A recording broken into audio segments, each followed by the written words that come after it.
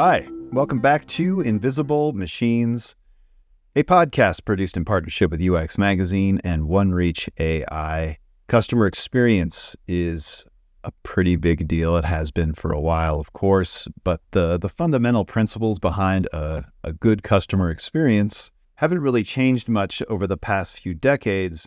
But what's changing really, really rapidly right now is the ability to provide customer experiences that are way more context-rich and personalized than would have seemed possible even just a few years ago. So this seemed like a great time to reach out to a customer experience dynamo, a sought-after keynote speaker and best-selling author, Shep Hyken. Shep has written some classics like The Convenience Revolution, Be Amazing or Go Home, and his newest book, which is called I'll Be Back, How to Get Customers to Come Back Again and Again. Shep has done a lot of work with some of the biggest brands on the planet, including Turkish Air, Microsoft, Allstate, Verizon, IBM. That list goes on and on. This seemed like a great opportunity for Rob and I to have a conversation with someone who has been in the trenches with companies for a long time, trying to help them integrate technology into their customer experience offerings. And as I mentioned, we're now in a moment where that is getting, well, both more complex, but also a lot more exciting. So let's get into this conversation, which is also a pretty exciting and engaging discussion I think you'll enjoy. So let's go to Shep Hyken right now.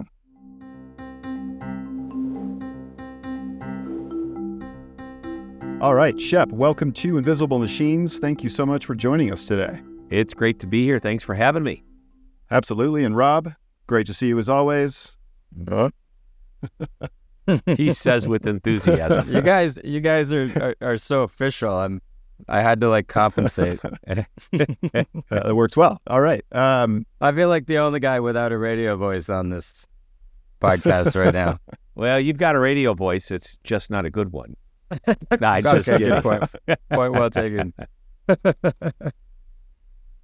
So Shep, we were really curious because, we've had a lot of conversations with companies that are really trying to improve their customer experience using the technologies associated with artificial intelligence, which, are kind of obviously at the front of every company's collective mind, I guess, right now.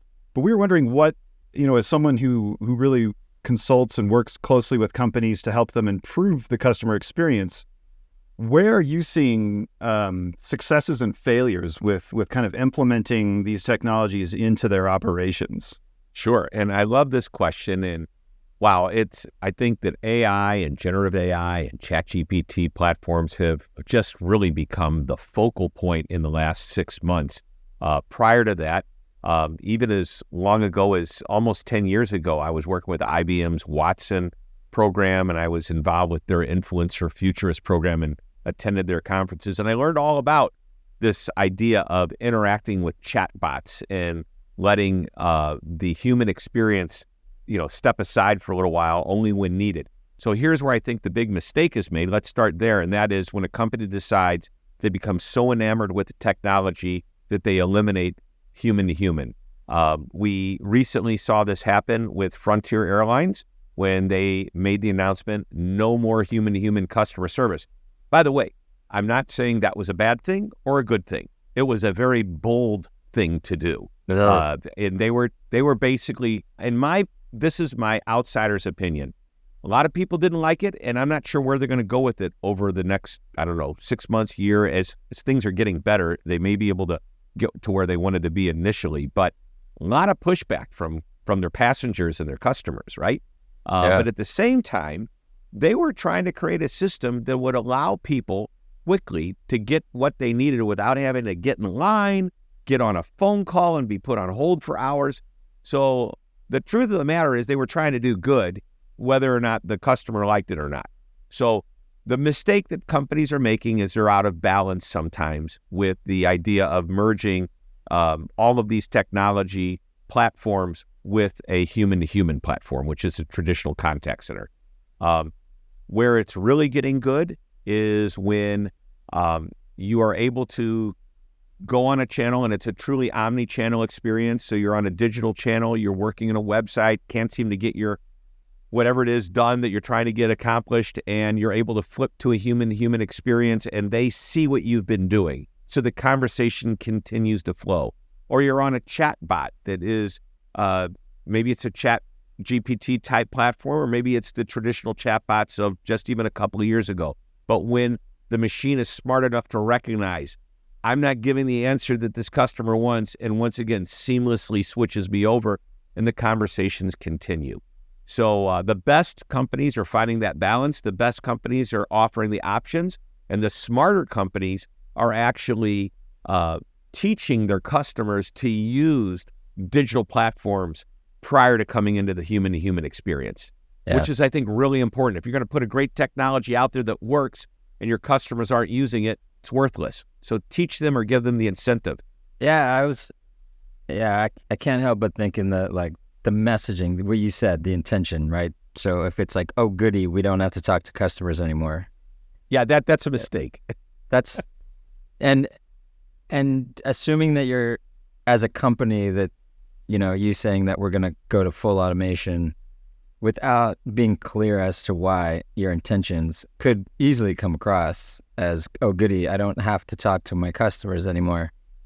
It feels like you have to explicitly state your intention, or other people are going to assume it's because you don't want to, especially when you make a bold statement, as you said, because now you're sort of making an absolute remark, right? You're like, we're gonna, you know, go. Do you think? I was just thinking, like, why say that?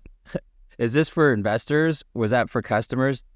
Was the idea? Do you think that they were like, oh, investors are going to like this, or customers are going to love this? They don't have to talk to a human anymore. Like, what? Well, where do you think that came from? I don't know what the executives at Frontier Airlines were, and I assume you're talking about that example, or in general. Yeah, you know, that example. Yeah. I don't know if they were thinking, let's make the investors happy. Let's get lean and mean. By the way, they are a discount airline, so they need to stay lean and mean, and maybe this was one way of doing it. I truly believe that they felt that they could handle customer situations, passengers being bumped from one flight, bumped because of a mechanical or a flight canceling. And I believe they felt that the technology could handle getting the customer what they needed. I don't think it was working, because what happens is people, if you know, it's like, well, I don't want to leave tomorrow. I want to leave today. What are my other options? Yeah, we had a great conversation with Peter Greenberg, who's a travel journalist with CBS. I know Peter. He painted sort of a bleak picture of the travel and hospitality industry in terms of how they're adopting this technology, and that Frontier example certainly has the veneer, at least, of a cost-cutting measure rather than something that was meant to improve customer experience. Do you see companies making the bigger leap and trying to make this more about systemic change within the company, like kind of connecting departments and providing a customer experience that way by creating better communication within the company? Well, it should all be there. I want to jump back just a second, because you made me think of something that's really, I think, an important idea that I have. And recently I've been asked this question a lot, phrased different ways, but what are the opportunities that are out there for the customers right now? And right in the middle of this conversation, technology versus direct connection to a contact center agent or whatever, the opportunity is what I call speed to happiness. And it's and my buddy, have you had Jay Bear on the show?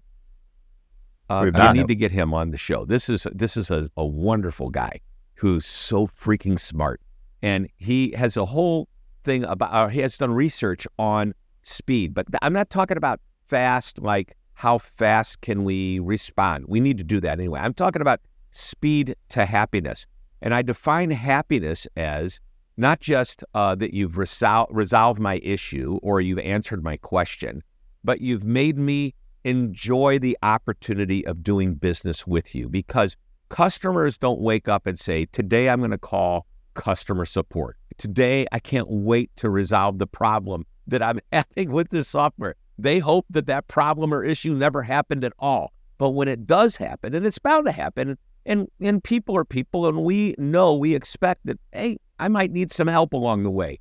Are you giving me the experience quickly, efficiently, hassle-free? And when I'm done, you say, as a customer, you know what?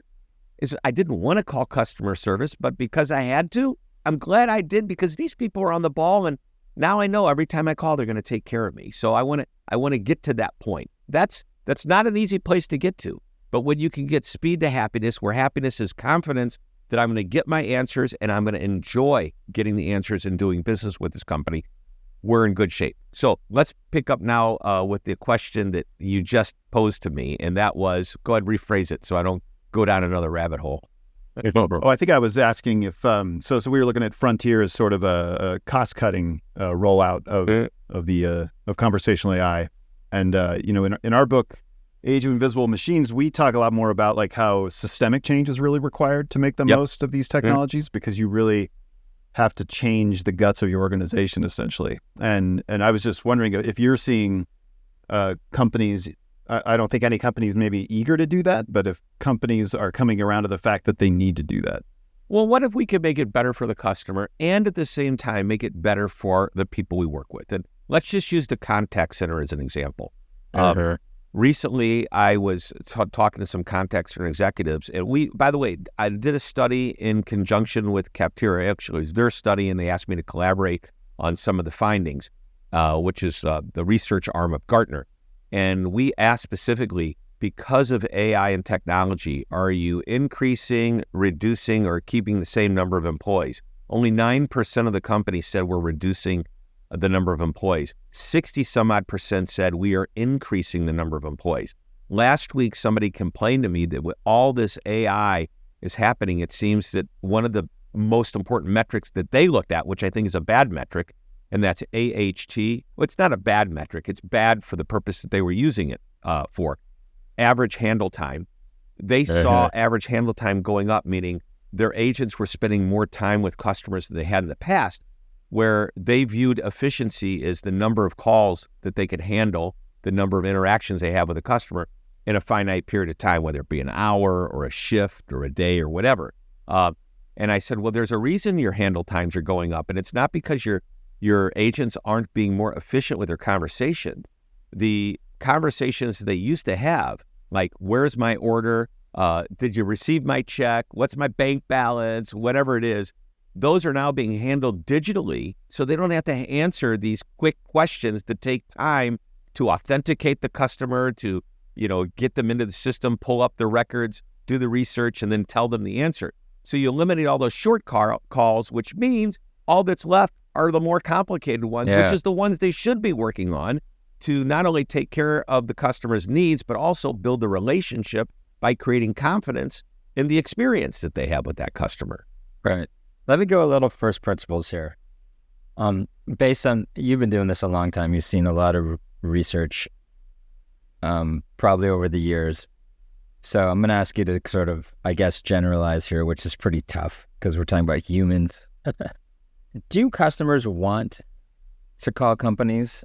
And do companies want to talk to customers? Like, just very high level. Generally speaking, do people do they look forward to these phone calls, and do companies look forward to being called?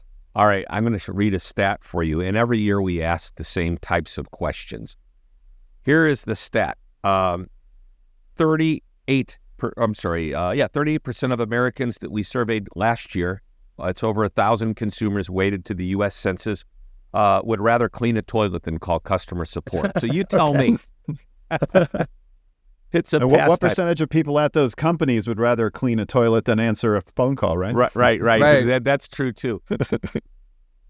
And how about companies? Do they want to talk to customers, or are they trying to, like you said, lower the handle time? Like, is Zero okay with them? Like, how would Zero look? Would they be happy Zero with that? would be, let's go back. I was getting ready to share with you. I did a cartoon where there was a man cleaning a toilet and a woman on the phone, and the man says, what are you doing? She goes, I'm on hold talking to so-and-so. Do you mind handling this call? He goes, I'd rather keep cleaning the toilet.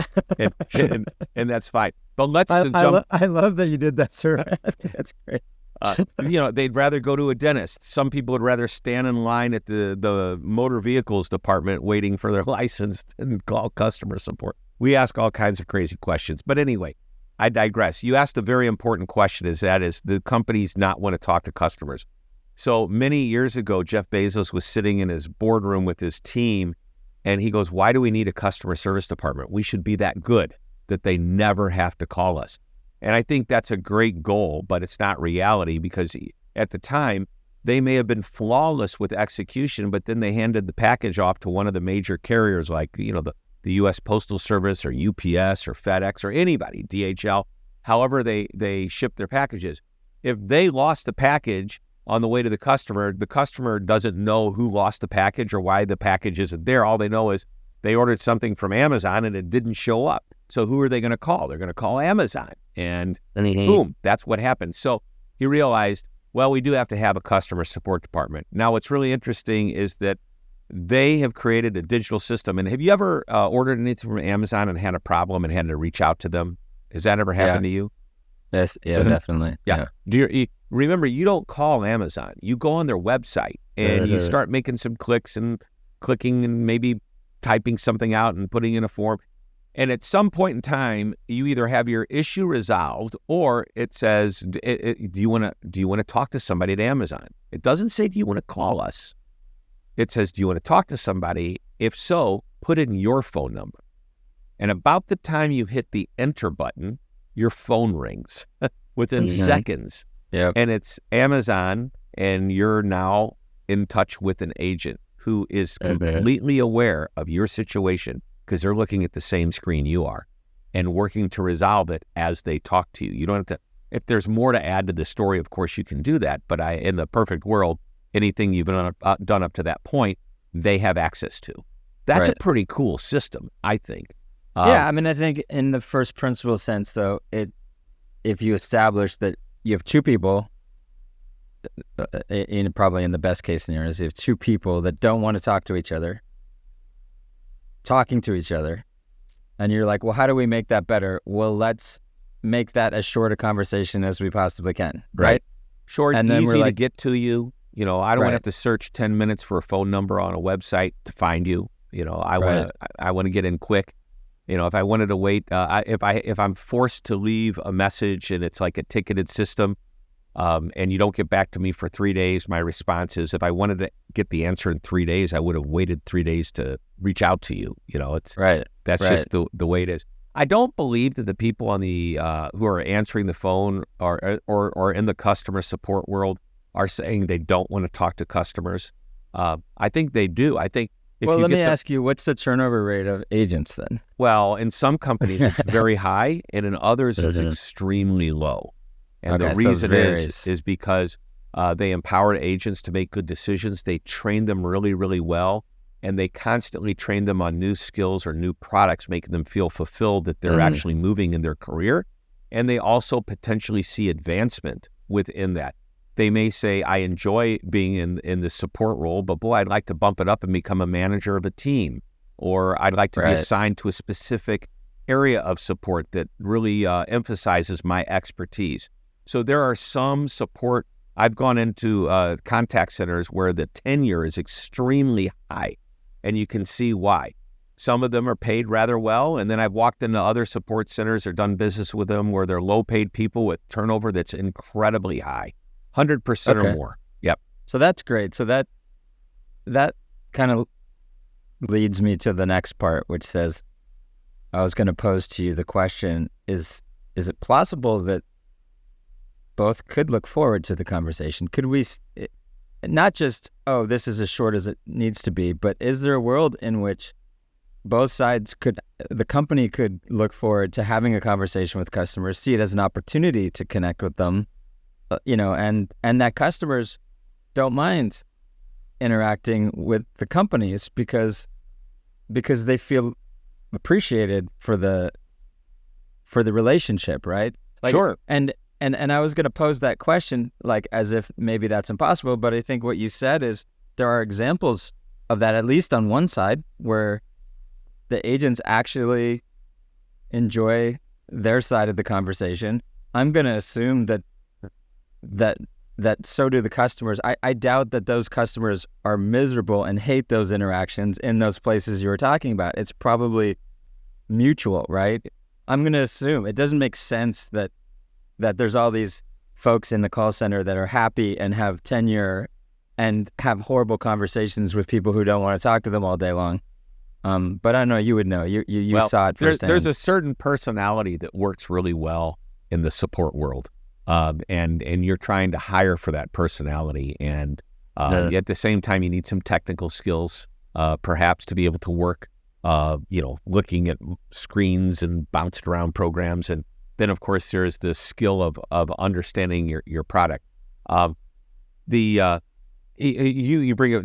I don't think anybody gets up in the morning and says, "Today I can't wait to call customer support to deal with the problem that I have." No, nobody wants to call. However, let's create a system where we make it easy. And as I mentioned before, speed to happiness. I want to create an experience that says, I like doing business with these people. And let me use the word always. This is how I defined amazement. How do you create customer amazement? It's not about being over the top and blowing people away, although that's going to happen when there's a big problem and you save the day. But you can't wait for those huge issues to pop up. But day in and day out, you've got all these interactions. So the goal is that you want that customer to be thinking, I like doing business with them. Why? You know what? They're always so helpful whenever I talk to anybody there. They always get back to me quickly. Even when there's a problem, I know they're always going to resolve it for me. The word always followed by something positive, as opposed to, I know whenever I call, I'm always going to be put on hold for 20 minutes. Okay?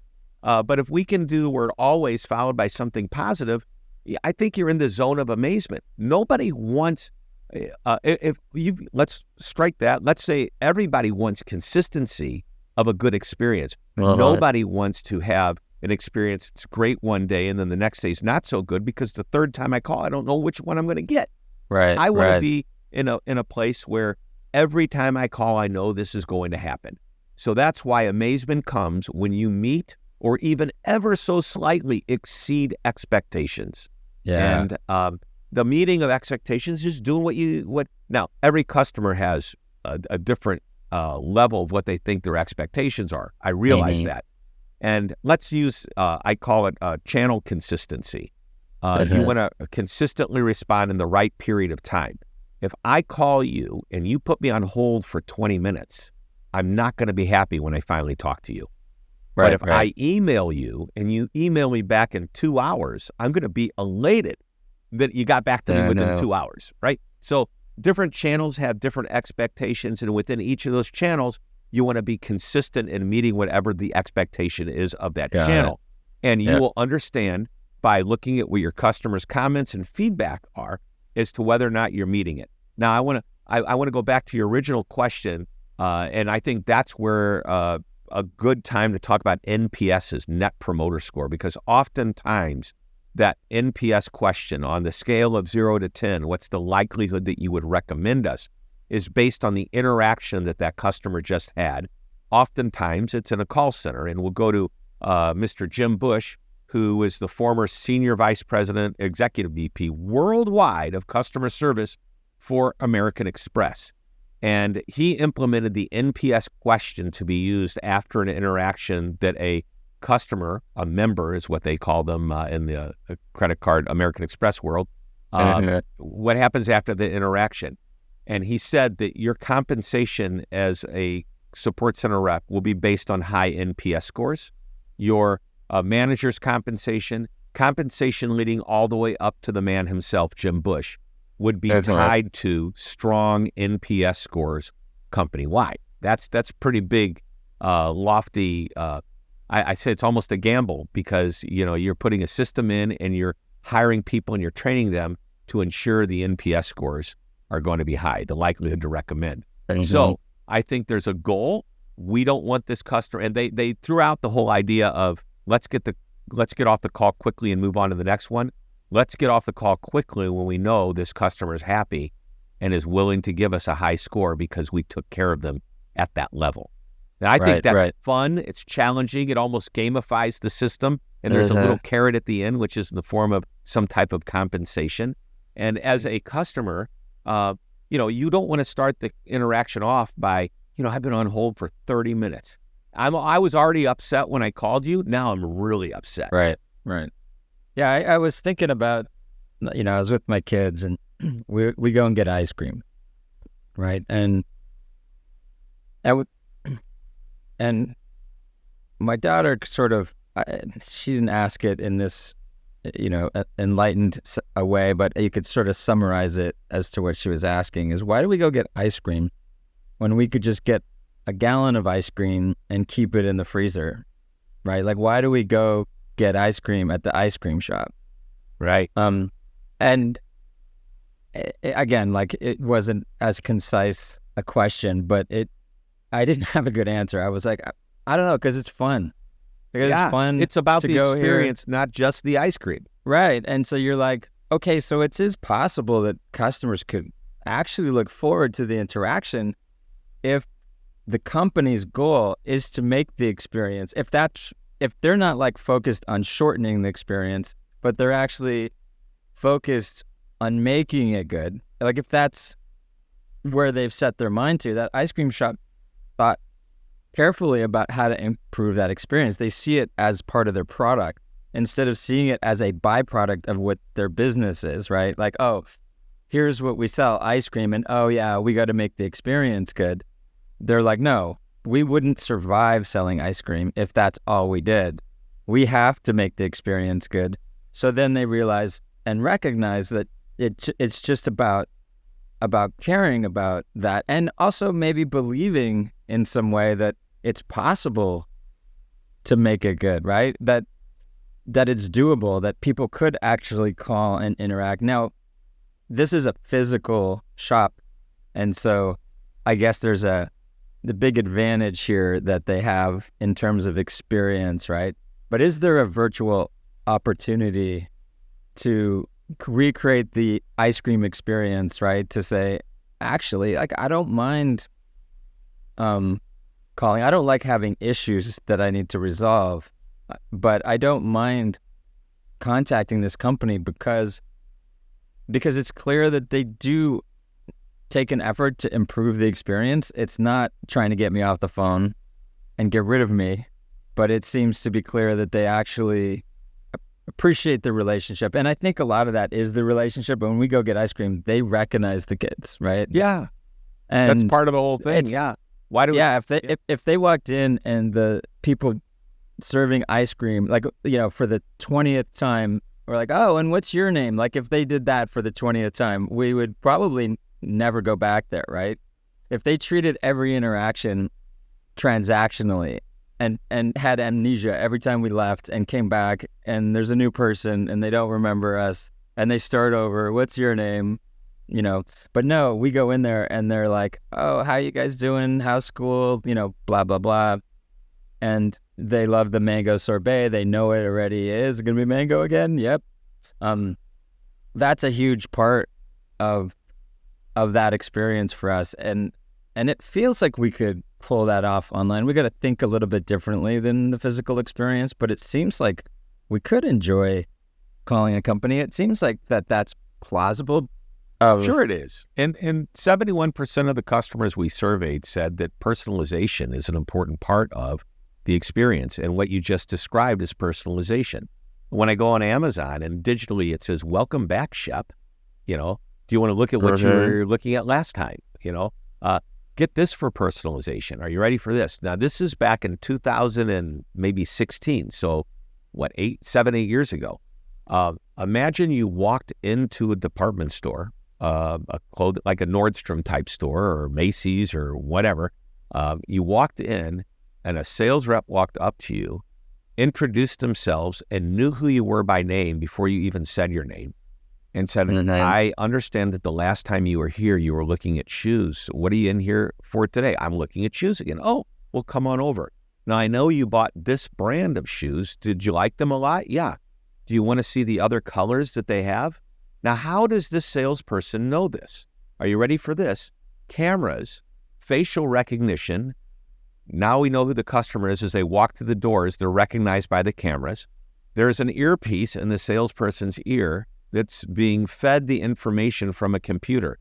In front of you is a gentleman named Shep Hyken. The last time he was here, he bought XYZ. There's 3 other colors he might be interested in. Show him those colors. Right. It's like pretty cool. Now I could walk up to the front desk of a hotel and they could say, your name? Hyken. Oh, Mr. Hyken, you stayed here before, haven't you? Yeah, well, welcome back. Same thing, just like that. The software did it for me. So when I call customer support and they have my information, my buying patterns, my past history of customer support right in front of them, they can play off of that. And they can use that to enhance the experience, enhance the relationship, create credibility, build trust because I feel like this person knows who I am and why I've been calling.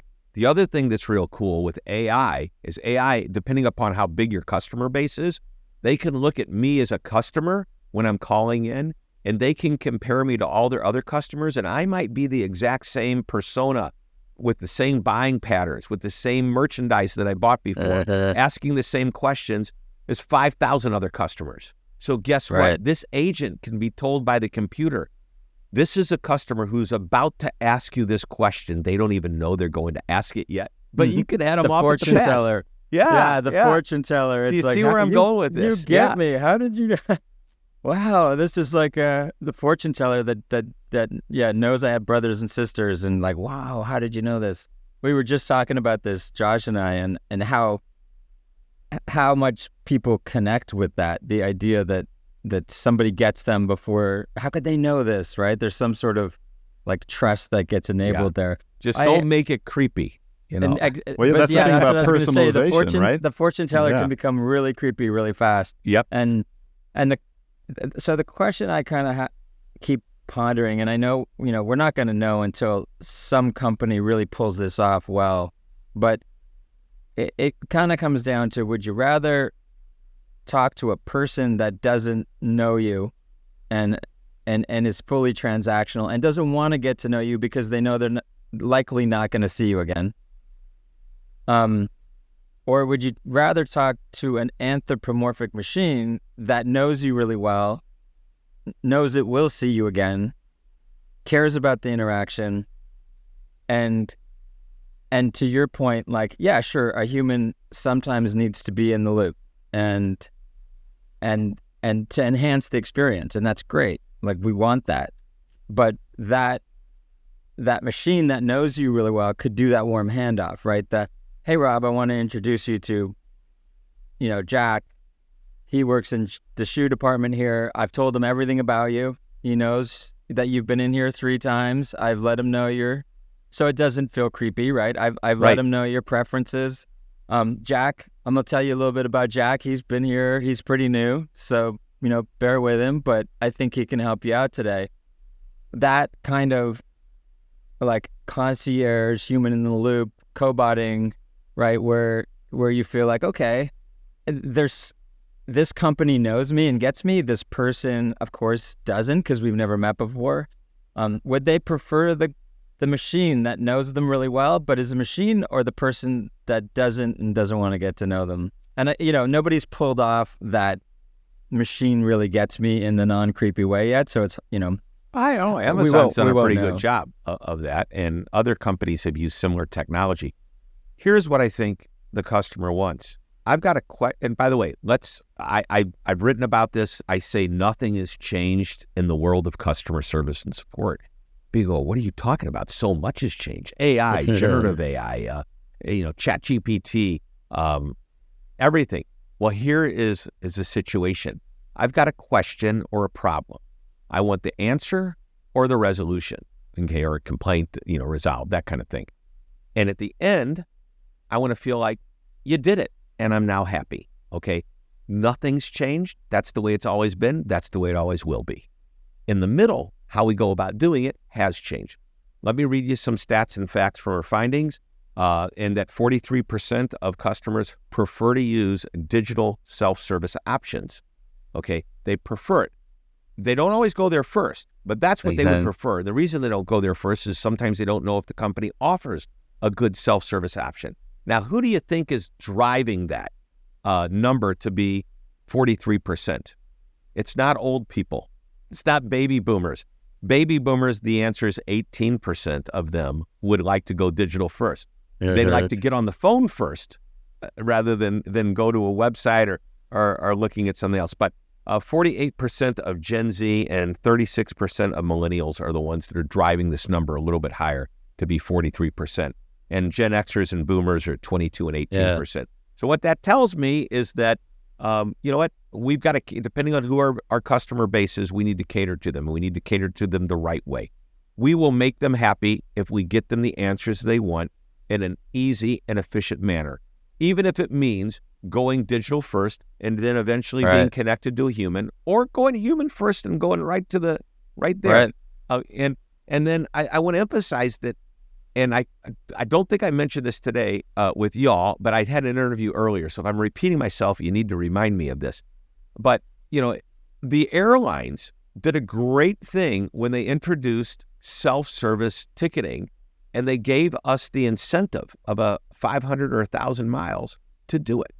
Right? If you try us, we'll give you an extra 1,000 points. Okay, I'll try it. Hey, this wasn't too hard. And guess what? The second and third time, it's much easier. I don't know if you remember the first time you ever used PayPal or Venmo. You had it set up, and it probably took you 10 minutes to make the first transaction. Well, today you do it in 30 seconds because you become comfortable with it and you know it. And you could jump from Venmo to a competitor, and it looks pretty similar, so it's somewhat intuitive. And within a very short period of time, you could be using another solution. That's what companies need to do, is create this intuitive, easy-to-use digital solution, not to put up a wall between a customer and a human on the customer support side, but to give them an option of getting their answers quickly and efficiently. Right. And when you do it to me over and over again, my confidence about you is there, it's high, and I'm not going to want to do business and take the chance that I have to learn a new system all over again, or take a chance that the next company's customer support on the digital level won't be as strong. Once we get to the human level, you know what? That person needs to be properly trained on how to communicate, how to create that helpful, friendly service, respectful service. We want to feel like we're connecting, and we want to do everything. Let me tell you, a human can come off as a robot. And when we do that, that's doing nothing to enhance the relationship. It's simply getting my answer. And there's an opportunity that agents have to deliver the information without spending any more time. It's just the way they deliver it, the way they say it, and and for lack of a better term, I want to call it emotion that they exhibit, which isn't, they don't have to exhibit much, okay? But they've got to exhibit something that shows I'm dealing with a human being. You do that the right way, you're not spending any extra time, you're just communicating it the right way, and that customer says, I like doing business with them. That's why I'm going to come back. You make me think of two things, 2 points for what you said. The first was the young people point, which to me is fairly obvious. When you have folks that manage their closest relationships, like the relationships with their best friends, over digital channels. They're sitting across the table from them at a restaurant texting each other. Exactly. So of course they're comfortable. Like, of course that channel isn't a degraded channel to them. They're not considering that channel a second best channel. This is how they manage their friendships with their best friend. It's a quality channel to them, and they know how to use it. The other thing that strikes me is this sort of concept of just being transactional. When I think about this at a very first principle level, this whole, why don't I want to talk to this company? Well, one of the reasons is because I have a relationship with a brand, and I have a holistic relationship. All of my interactions with that brand sum up to a concept of relationship that I have. So I'm having a relationship with the brand. The brand doesn't have a relationship with me. And that's offensive, right? Like, I see that brand and that interaction, and the sum of all my interactions, every time I contact them, I have an awareness. I have a relationship with the brand, but it doesn't have one with me. It has amnesia. It's like having a relationship with someone who has only super short-term memory. The second you walk out of the room and come back, they're like, who are you? Yep. And you remember them, but they don't remember you. So how could anyone, unless companies could start establishing an awareness of a relationship with its customers and showing that they have long-term memory of a relationship. The only thing I can see that could help that is machines, right? Well, sure, Because that's what's going to prompt you. Right. Hiring people. Now, granted, there are examples of this working probably in like insurance where you get an agent, right? And that agent's assigned to you and, you know, they call you and there's a sense that they know you when you call, but they're few and far between and they work, right? They definitely work or we wouldn't do it, right? But yeah, I think this concept of companies being purely transactional versus relationship driven and understanding that anybody who, in our social world, anybody who I feel like I have a relationship with, that I don't know, I had this example when my kids were in, you know, we were starting school, and there was this one parent, this one guy that my daughter was friends with his daughter. And we had met in school, and he's like, "Hey, what's your name?" I'm like, "Rob." And, "What's your name?" You know, we did the polite. A week later, I'm in there. He's like, "Hey, what's your name?" "Rob." You know, said again. The funniest thing was his name was Rob also. With two B's? No, just one. The third time, "Hi, what's your name?" I'm like, "Is this really happening?" Right?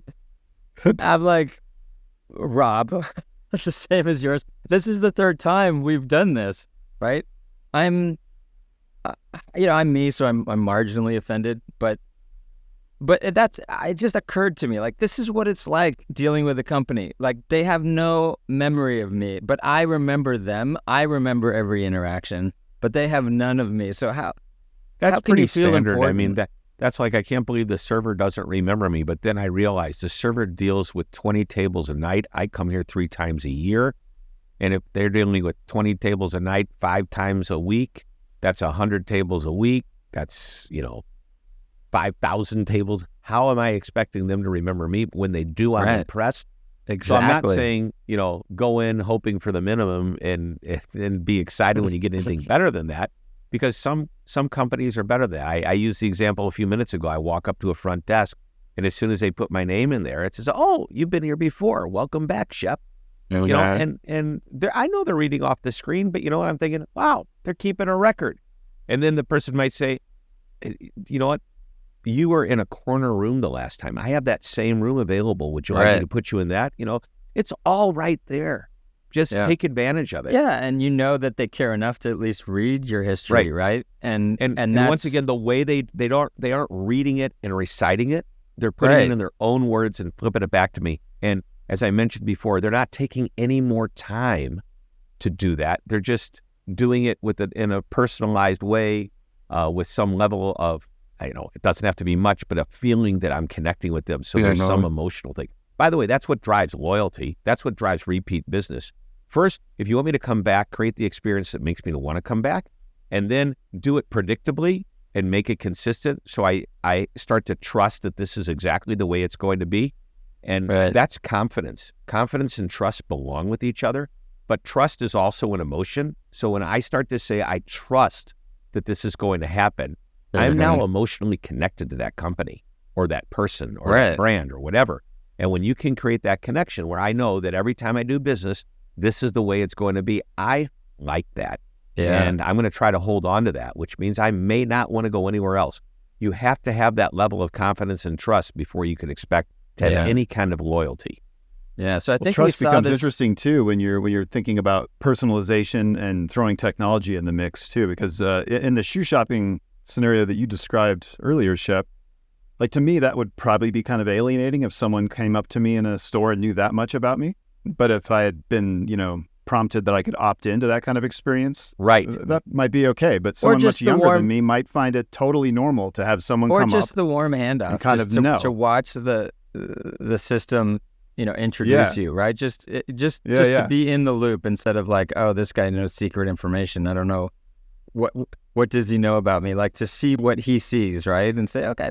It feels like the personalization dance, right? Like, because it's going to be, it's like hyper personalization in a way. There's like, you want to create personalized experiences, but then you want those experiences Right. to be unveiled, perhaps in different ways to different people. So Right. there's this razor wire that you're on where, with LLMs being able to mine unstructured data and use relational databases to create kind of these new levels of context. And you also have to be aware of how Right. much do I want to give this specific person in this instance, and is it going to have the effect that I want of building community? Because I think Right. in your ice cream shop example, Rob, I mean, that's what's happening, right? It's like you're building a community there. Mm-hmm. And it seems like a business would really want that vibe of a community, right? Where Yeah. you're not just a number, you're someone who's part of their world and you're Exactly. part, And they're even part if of it's, yours. Shep, to your point, even if it's not, it's not entirely genuine, it's still good.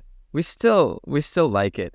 It doesn't have to be pure, right? It can it's an effort, and they're making an effort, and that's enough in itself to please us. And I want to take it to like conversational AI and the technology, because ChatGPT or OpenAI introduced this concept of adding like perpetual context, right? You can go in there and provide the system with essentially like a static primer that says, always talk in a, Italian accent, and,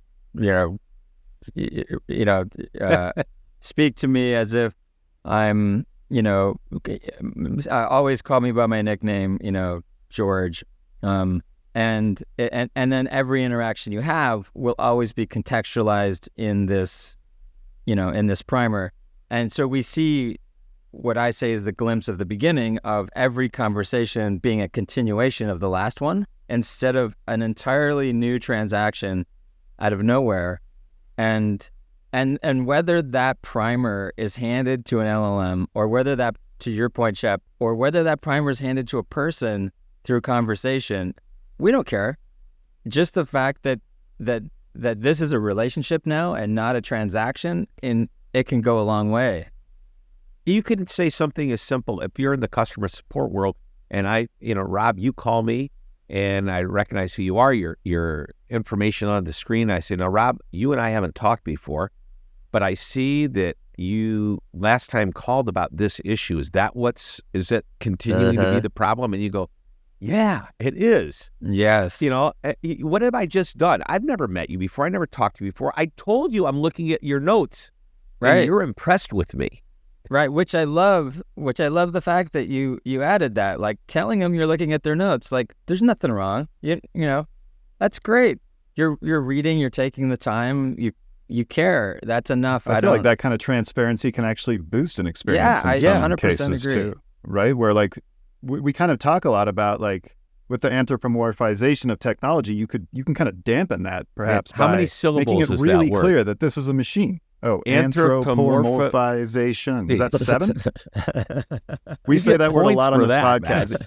I've gotten good at saying it over the course of this podcast, that's for sure. But I think by giving it a different kind of face, you can, and I think that's an example of it, right? Like saying, hey, this is our automated system. It can do, I can do these things, but I can't do these things. And I'm happy to connect you with a person. And then it all of a sudden feels like you're kind of more included in what's happening. And I can see where it can go, right? Because we talk about it at a basic level, but then it can get more advanced. So I was, Sedaris, I think. Amy or David? David talks about this idea of, what was it? Man, I'm going to butcher this, but you'll get the gist of it. I don't know if it was his birthday or Christmas or something, and somehow he told his family he likes owls. Right? So then every birthday and Christmas present from his whole family were owls. And his house was filled with owls. And that's the joke, because he's looking around his apartment or his house, and there's owls everywhere. And he's like, why are there so many owls in this house? And that's AI going wrong, right? Like if every time you interact with somebody, they're like, oh, by the way, this guy likes owls. And they're like, oh, I hear you like owls. Like, stop with the owls. I have so many owls now. I told you once I like owls, and now there's nothing but owls. It's a benign but simple. It's not creepy. I just don't want you to, like, I want you to forget that about me. Can I go in there and just forget the owl thing? This is something I can't do with humans, but I can do with the machine. I can say, let's just pretend I never said I like owls. Can we do that? And the machine's like, it's forgotten, gone. Yep. We erase that sentence from your context, and owls are forgotten. And And now we look at how machines can be better than humans because you can't get your family members to forget that you like owls. So you're going to keep getting these presents that are owls. But now with a machine, you can just go in there and say, forget the right to be forgotten, right? Not just forgotten entirely, but I just want you to forget this little piece. I'm going to edit this out of your memory. And now when I come in, you're going to, introduce me to other options. Yeah. I don't. Is there a question there? Yeah, I know. I was just thinking that. I was just thinking like, where's the? Well, I just killed it. You're right. I mean, the whole thing. People don't realize with ChatGPT, and I haven't yet played as much with the Google Bard system yet, but with ChatGPT, there's something called custom instructions, and you go in there and you say, yeah. I want to be known. I want you to call me by my first name. I want you to talk to me as if you're a colleague, or an intern, or I want you to talk to me like you're a PhD professor in quantum physics, and you can get it to talk to you at that level, and it will do it every time. We are, if you remember, Stanley Kubrick's 2001 Space Odyssey, and it was like HAL the computer.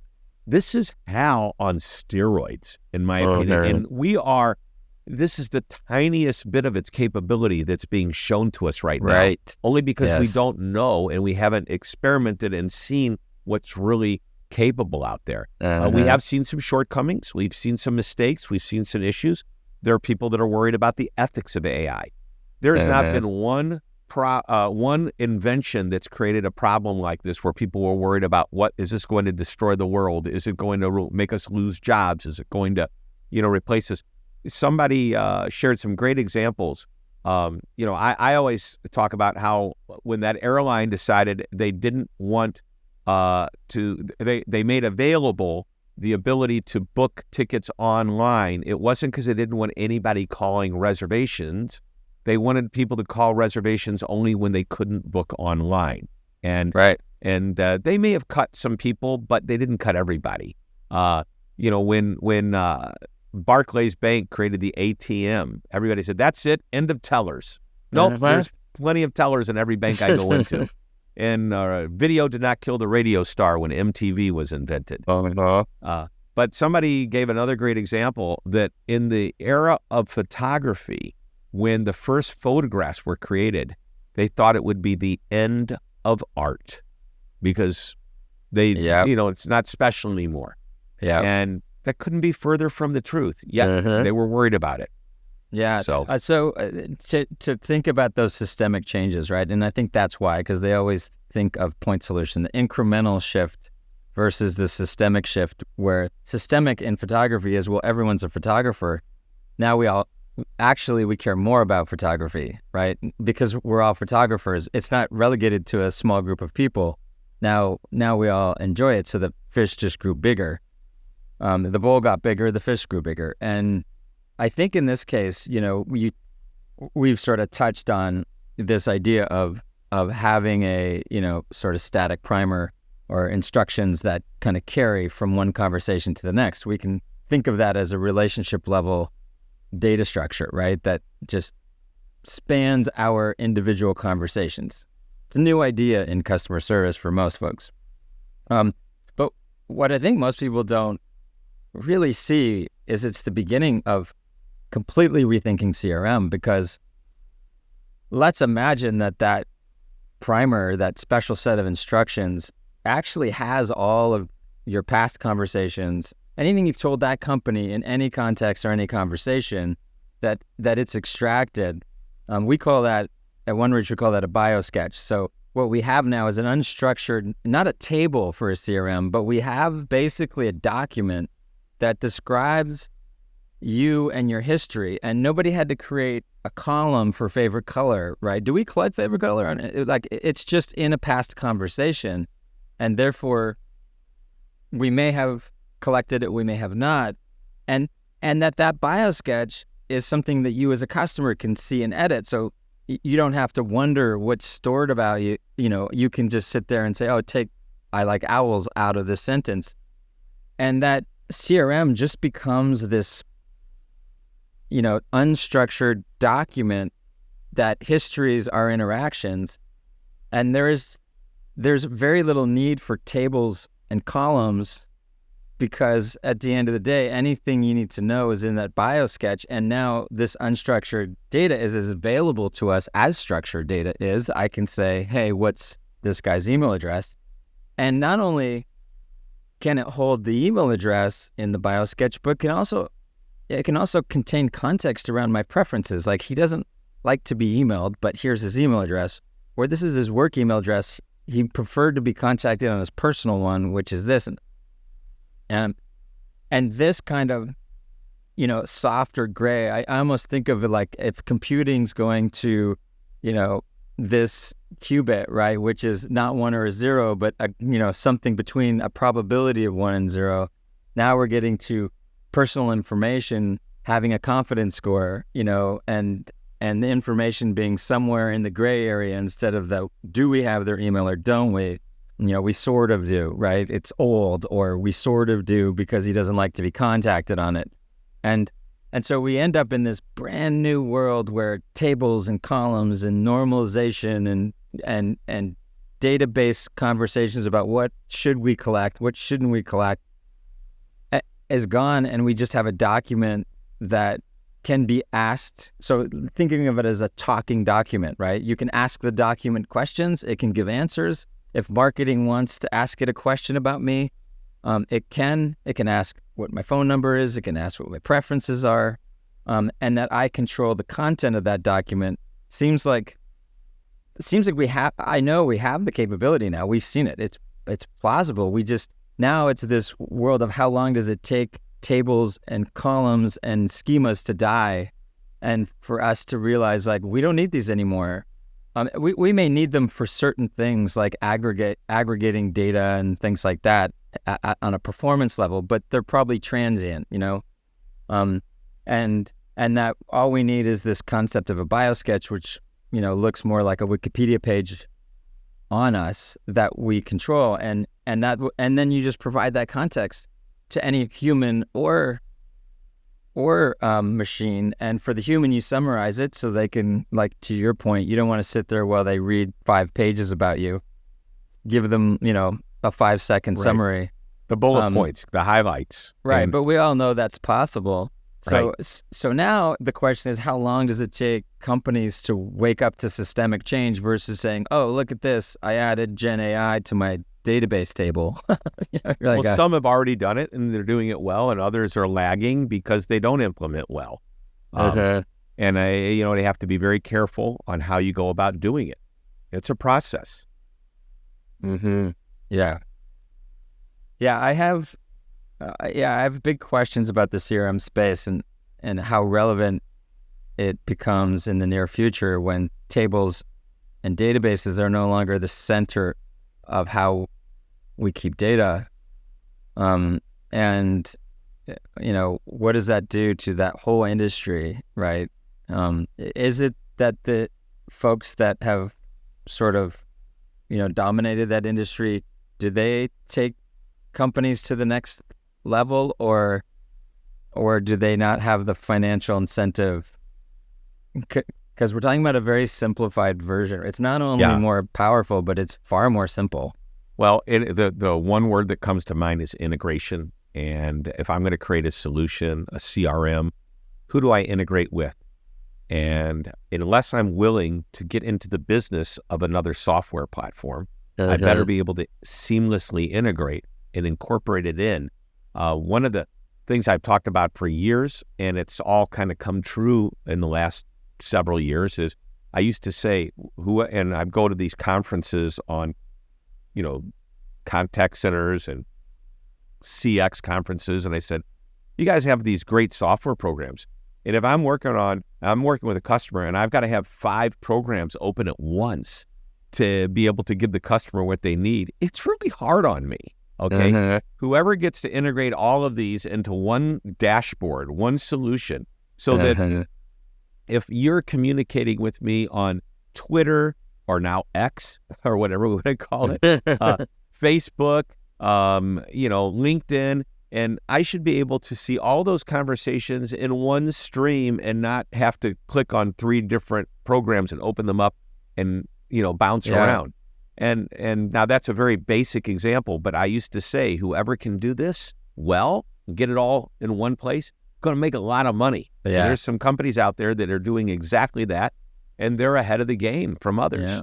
Yeah, there's a demo we like to show. We haven't released our technology like publicly, at least like in a sign up. It's all by invite. But we like to show this demo because you can call up the system, you can make an appointment. Now, one of the most important things about making an appointment is most people know when they can't go, not when they can go. So most appointment demos in our space start with, hey, when do you want your appointment, right? And most people, they don't manage their calendars that tightly. So they're like, Thursday at 2. What they usually say is, I have soccer practice in the mornings, and I got to take the kids to school on Friday afternoon, so that's out. But any other time's great, right?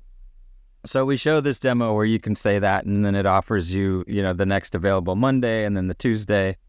And but it's all over voice, right? So you're talking to this thing, it knows you, it understands that, it's going to remember that for the next appointment because it's in your biosketch. But you hang up, and then you go online to chat with it because it turns out you can't make it, right? Something changed. You see the transcript of the voice call, just like the history in OpenAI. You see that transcript between you and the system that you had over voice, and you just go, actually, I can't make it now over text. It's like, great. How about Tuesday at 2? Perfect. You're done. You move on with your life, right? 2 channels, complete context, and this is all not that difficult with this new and it's technology. A definition of omni-channel. Right, but almost impossible with the technology of today. So if you have Salesforce and Cisco, and you're not doing this. And that's my point, is the companies that can find ways to integrate with partners. Yeah, I think that's going to be the way to do it. Thanks to programs like Zapier, which allows you to create processes over here that are brought into completely different software programs. So I think there's ways to bridge that. There's probably cleaner, smoother ways. Not that Zapier isn't, but there's probably a better way to do it if the two companies were to work together and integrate. But with technology changing as fast as it is, with new companies jumping up, especially now with generative AI and ChatGPT and OpenAI and all this is coming around. I talked to a client. They started out, we want to introduce ourselves. We're the only company in this space that does this. I go, I don't know about that. And a week later, I went to a conference and I'm at a trade show and there's 17 companies. I don't think it's possible to know that. Well, and it's impossible to know that because they all sprung up in the last month. Right. And they're taking advantage of something that's new and hot, and they're building it out. Anyway, you can't possibly integrate with every company that's out there, but you can take the ones that have been out there for a while, right? That are tried and true, a Salesforce, a Cisco, to use your 2 examples, and say, okay, where can we merge the 2 platforms together to make this right? And maybe I create the company that is that conductor. That you've got the symphony orchestra is Salesforce and Cisco and Freshworks and Five9 and Ring Central and all these different companies that do some similar and some different things. TalkDesk, ServiceNow, all of them. And let's take the components you want and let's put them in one place. Wouldn't that be cool? I agree with that. Yeah. I think the only counterpoint I'd have, but I understand you're coming from a place of reality versus my idealism, which is I get a speed train, right? I have this engine now that can travel at same speed as an airplane, 500 miles an hour. It hovers, it's all great, but then I attach an old railway car to it that's max speed is 125 miles an hour, and so now I've attached 2 of these old cars on it because someone's like, wow, I spent a lot of money on these old cars. I don't want to throw it away. Can you hook your super fast engine up to my old, outdated, railway cars here, and you're like, but then you're slowing down this thing to 125, and they're like, yeah, but at least I'm using them, right? And I Right. spent a lot on these things. And you're like, yeah, okay, It's but time to move on. yeah. What, You know, I mean, what is that? I see that all the time. I have an where ex-girlfriend, they- and there's a reason we call her an ex-girlfriend. right. Like she I've doesn't moved still on. live. Yeah, she doesn't live there, right? You're like, Yeah. I invested a lot in this relationship. I don't want to let it go. You're like, yeah, I think there's You've something. got memories. You don't I think need. there's something about know. these companies that are like holding on to this old tech, and then they weigh it down. They come in and they say, hey, I want to introduce this new tech, but I want you to glue it in via Zapier or whatever to all this old tech. Because I invested so much in it, I don't want to shit can it right now, or maybe they don't believe you can. Maybe it's just a belief thing. Like I don't believe I can. Oh, I think that there's ways to go about it, but I think that every company needs to do a couple of things. How do you first of all get the C-suite to agree to invest into a new technology? There's only one way. It's numbers. That's all they care about. Show me the numbers. Okay. I'd like to think they care about more. In some cases, they really do. We want the customer experience to be what it's always been. But if you do anything to damage that, we're not interested. Can you do anything to make it better? Yes. And in process of making it better, is it going to cost us money, or are we going to make money when we make it better? And hence, we're looking at numbers again. So if we want these new technologies to come along and replace old technologies, show me what my payback is. Show me quickly and easily so I can understand it, and then I'm willing to let go of the old stuff rather quickly. Yeah, I agree with you. I think there's another also factor here, which you kind of inferred it. There's thousands of companies popping up in this space, and they're really, let's just say 99% of them are full of shit, right? They're giving demos that that are aspirational at best. They're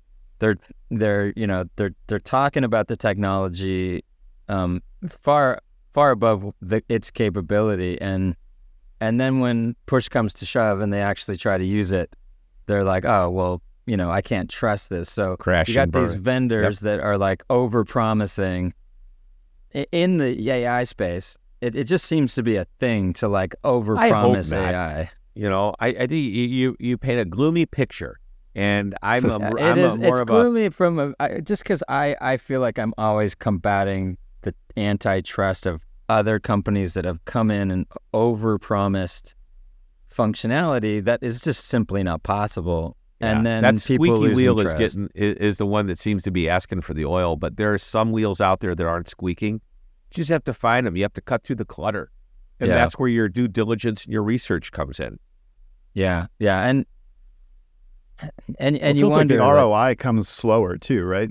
Like it's a hard numbers game to play with the C-suite because it might not be an immediate return on investment. Yeah. It might be a rocky road. I mean, we usually tell a lot of companies that they should consider starting internally, automating processes that can make life easier for their employees, which has a couple different benefits. I mean, it gets the employees used to the technology, starts to build trust, create a vision, and then there's also the idea of you can kind of iron out the creases with these experiences before you turn them loose on your customers. But that's not always like a cost-cutting measure. What do you think this Gartner idea, this total experience, the idea that you just holistically look at employee, customer, put them in the same kind of, I don't know.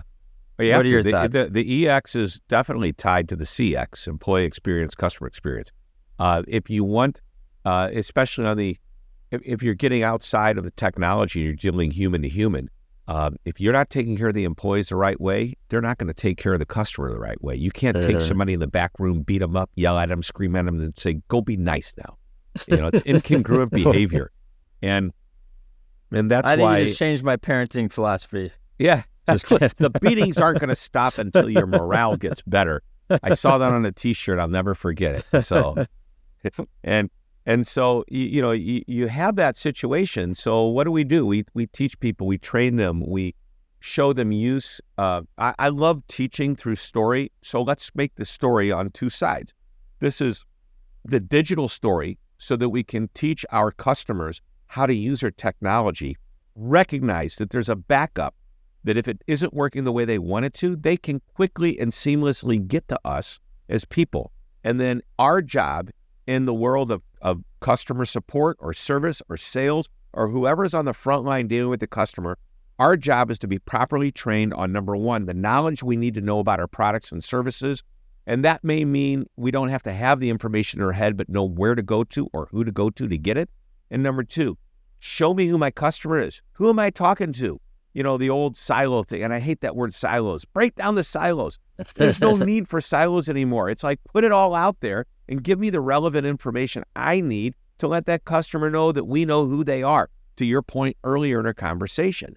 And if we do this right, what happens is that customer goes, man, I'm glad I do business with them. They know what's going on.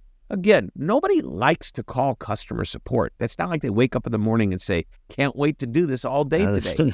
And on the other side of it, the agent's job, if you've hired the right person, you have hired people that say, I love to get customers who are angry to be happy. That's what my whole purpose in life is. And when I do that, I am so freaking fulfilled. And that's the kind of people we want handling the call. Exactly. I can tell when I have an agent on the phone that's just doing their job and another one that cares about their job. I was thinking about this. I've seen you around for years. You're sort of iconic in this space, and well, thank you. And I was like, I can't help but just imagine that you spend a lot of time telling companies what to you is obvious, kind of repeating yourself again, like be nice to customers. Oh, thank you. And just knowing that organizationally, technologically, it's easier said than done. And you're sort of, you're like, I'm here I go again, repeating myself. And that we're entering potentially an age here where they can actually take your advice and actually put it to use and move more quickly. And that this is like an exciting time for you because pretty soon now you can have these conversations knowing they can do something about it. And now it becomes more important to listen to you because it's not just listen to you, tell them all the things they're doing wrong that they can't fix, really. But now there's power. Now they have power to fix it. It's sort of like, oh wait, I wish I had paid attention to that guy. Now I can do something about it. I don't know. It seems sort of exciting to me. Is that how you see it? Or well, 90% of my clients don't call me because they have problems. They call me because they want to get better. And there's a big difference. The ones that truly have problems will call me and say, would you come out here, do a 1-hour speech to our employees and completely change our culture? That's not going to happen in an hour. Okay. But they think that's the answer. But we have other clients that, we have really high NPS scores. We want to figure out a way to bump it up by 1 or 2 notches. We know that our competitors are starting to catch up. What can we do to continue to be the best or differentiate ourselves? That's what, my best clients are doing. Yeah, that makes sense. It seems like technology has this, we say age of invisible machines, but we mean it in that sense of that technology can now sort of migrate to the background. Yep. And now it can be about the ideas and the business solutions and building relationships and thinking about how to best build relationships with customers, and not about talking about how the technology gets in the way. And the only thing I'd say is the interesting thing is that's going to be after people stop bringing the old technology into the new technology conversation and sort of hamstringing themselves because they're so attached to it. But I think that once we break free of that point solution, phase, they get to now say, great, now that I could greet somebody in a way that allows me to know them and hyper personalize, what should it be, right? How should we do that? You're saying something, and I think we need to simplify the example, and because I think this is what you're saying. There was a point in time in the late 1980s that virtually no company had a website. And it was in this real short period of time that most companies realized, we better get a website, okay? That's a crossover from nothing to something. And I believe we have hit a crossover opportunity with OpenAI and ChatGPT and generative AI and all the other words that go along with this whole AI thing. AI has been around for a while. AI was not accessible to smaller businesses that couldn't afford, IBM Watson solution or solutions like that. And today, my gosh, I can even take, so get this, I'm a tiny little company. I've got 5 employees, big deal. We work with some of the greatest brands in the world. Lucky me, and I've worked hard to get there, and I get that. So I have clients that say, hey, we want to have a book club. Which book should we buy of yours? And I recommend perhaps the latest book. And is there any chance that you'll jump on and have a quick little Q&A session with our executives if we buy 25 books? You know what? I'm happy to do that for you. Let's do that. But imagine this. I now take that book, that manuscript, and I dump it into what is called a data set, which is nothing more than a bucket that holds all the words that are in my book. And I give you access to that bucket where you can ask me anything about what's in that bucket, and I will tell you. And what's really cool about it is when I explain it to you, if you don't understand it, you can say, I don't understand this. Explain it to me like I'm in 6th grade. And it'll give you the exact same answer explained like you're in a 6th grade level. Yeah. That could never happen before. Yeah, So, I totally agree with you. Yeah, Yeah, we we're had now a getting to a conversation point- with Charlene Lee, who's also a I know best-selling author. Charlene. She's great. Yeah, I'm in a yeah. mastermind with Charlene. She's awesome. Yeah, we were talking about a similar notion, and she posed the use case too, where it would almost be like she had a second brain. She could, Yep. She said, I've written a lot about hospitals. I've written a lot about like AI improving customer experience, but I haven't written about those two things together. So I'm going to ask my LLM, like, what should I tell a hospital about how to, integrate AI or something like that, and that she would have almost a second brain that she could constantly be training to get better, while also, of course, eliminating tedious tasks. From her workflow. To this point of like incremental shift versus systemic change. We did this. We took our book. We dumped in it. It was like days after, right? We dumped it into an LLM, and then we handed it to users in a user test, and they're like, I don't know what to ask this thing, right? Like, I don't know where to start. And then we suddenly realized, oh man, we were using the Google paradigm, the search. Yeah. Like, go to Google. You got to think of it differently than Google. Yes, exactly. Yeah. You have to lead them. So you say, hey, who are you? So you build that bio sketch first. Who are you? Where do you work? What's your job role? How long have you been doing it? What's some of the challenges that you have in customer service today? What do some of your customers think?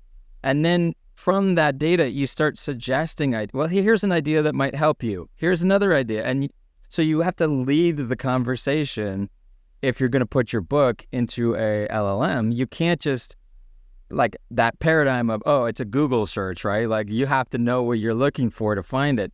And that just subtle shift changes everything, right? Because now it's guiding me, it's teaching me, it's leading me, versus I'm leading it, right? Which makes no sense. You didn't write a book so that people could lead you, right? The book is to lead in the ideas and inspire them.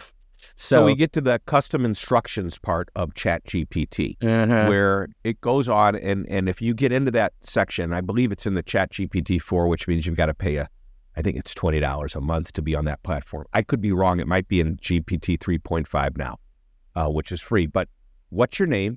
How would you like me to address you? Tell me what you do, like what's your occupation?